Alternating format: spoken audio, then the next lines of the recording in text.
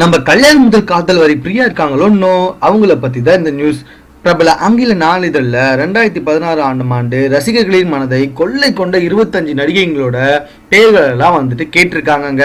இதுல ரொம்ப ஆச்சரியப்பட வேண்டிய விஷயம் என்னன்னா, அந்த நடிகைகள் லிஸ்ட்ல நம்மளுடைய கல்யாணம் முதல் காதல் வரை பிரியாவும் இடம்பெற்றிருக்கிறது தானா பார்த்துக்கோங்களேன். ஆமாங்க, ஆஸ் யூஷுவல் முதல் இடத்துல நயன்தாரா இருக்காங்க, 2வது இடத்துல த்ரிஷா இருக்காங்க, அதுக்கப்புறமா 2-3 இடத்துல தமிழ் நடிகைகள் வந்துட்டு இருக்காங்க. ஒரு முக்கியமான விஷயம் என்ன அப்படின்னு சொல்லி பார்த்தீங்கன்னா, அந்த லிஸ்ட்ல வெறும் நடிகைகளை மட்டும் தான் கேட்டிருக்காங்க. அதாவது படத்துல நடிகைகள் தான் சொல்லுவாங்கன்ட்டு எல்லாருமே எக்ஸ்பெக்ட் பண்ணிருக்காங்க. ஆனா அந்த தான் ஒரு மிகப்பெரிய ட்விஸ்டே வந்திருக்கு.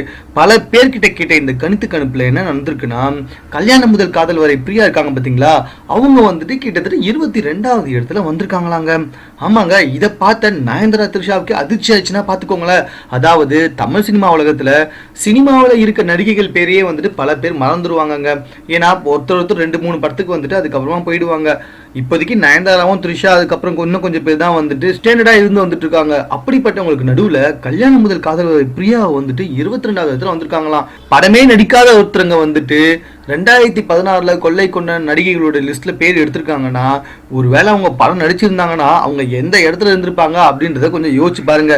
ரொம்ப முக்கியமான விஷயம் என்னன்னா, இந்த செய்தியை கேள்விப்பட்டதுல இருந்தே த்ரிஷா நயன்தாரா ஃபேஸ் கூட கொஞ்சம் டல் ஆயிடுச்சுன்னா பாத்துக்கோங்க. ஆமாங்க, ஒரே ஒரு நாடகத்தின் மூலமாவே அவங்க இவ்வளவு ஃபேமஸ் ஆயிட்டாங்க. அவங்களுக்கு அந்த அளவுக்கு ஃபேன்ஸ் இருக்காங்க. அதை விட ரொம்ப முக்கியமான விஷயம், தற்போது அவங்களுக்கு கல்யாணம் நடக்க போறதா அவங்க நடிக்கிறதுல இருந்தே விலகிட்டாங்க. அப்படி இருந்தும் அவங்களுடைய ரசிகர்கள் எல்லாருமே அவங்கள மீண்டும் நடிக்க வருமாறு வற்புறுத்திக்கிட்டே வந்துட்டு இருக்காங்க. இந்த விஷயத்தை கேள்விப்பட்ட நயன்தாராக்கு இன்னும் எப்படி இருந்திருக்குமோ.